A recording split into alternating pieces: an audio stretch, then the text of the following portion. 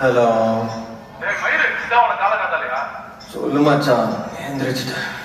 Director Raviraj சாரோட project நம்ம select ஆகிட்டோம்டா. நீ என்னடா சொல்ற? நிஜமாவா? ஆமாண்டா, மெசேஜ் பண்ணணும். ஏய், that's super.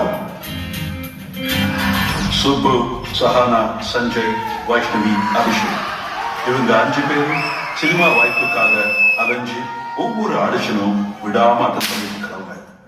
இன்னைக்கு இவங்களுக்கு சந்தோஷமான நாள்.